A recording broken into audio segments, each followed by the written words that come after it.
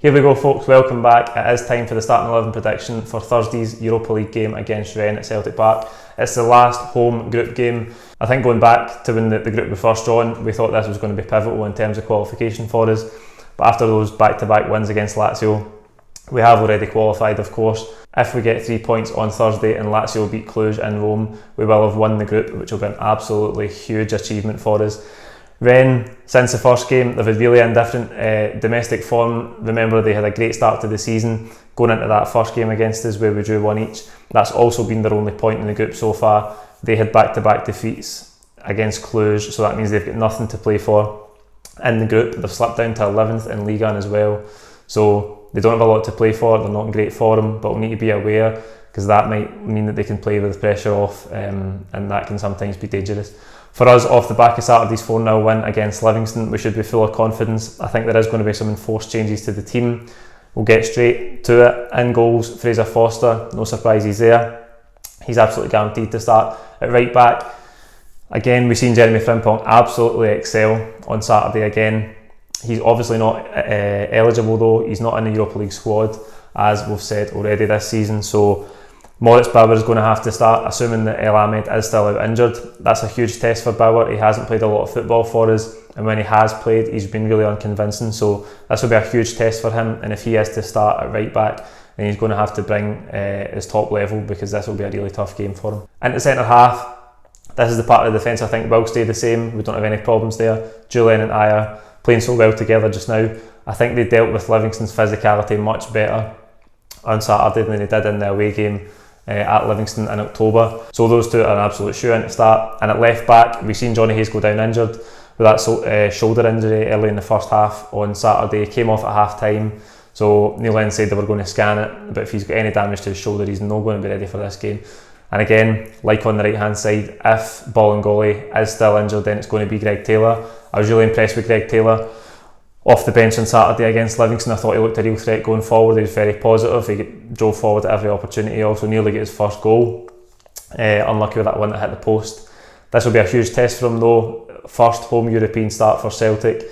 He could be up against Rafinha on the right hand side for Rennes, so this will be a huge test for him. But I'm eager to see him in a game at this level, to see how he shows up, because he's been playing well recently.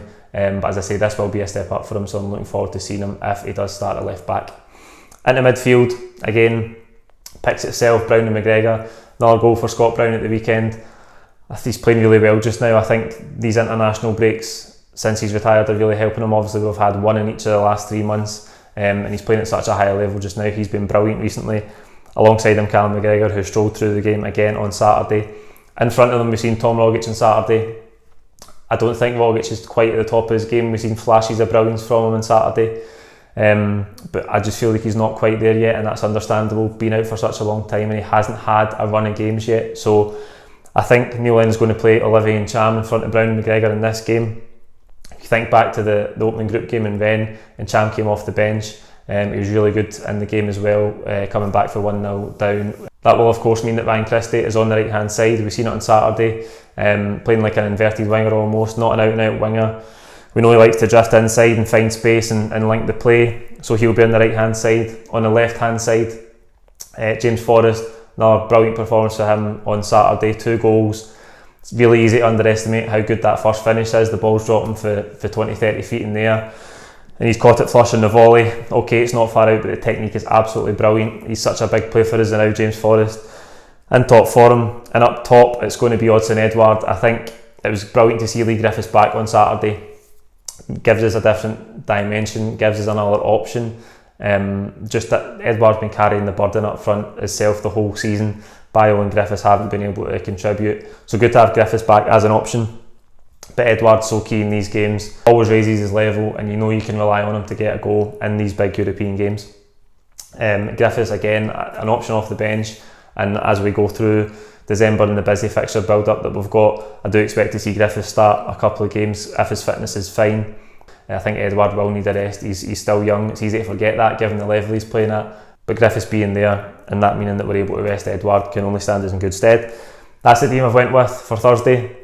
Like the video, comment with your own teams below. Who do you think is going to start at right back and at left back, and who do you think we'll see in front of Brown and McGregor in midfield? Please don't forget to subscribe if you haven't already, and if you have already subscribed, make sure you've hit the notification bell to keep up to date with all the videos as they're published. That's it, we'll see you on Thursday at Celtic Park for all the post-match content. Thank you.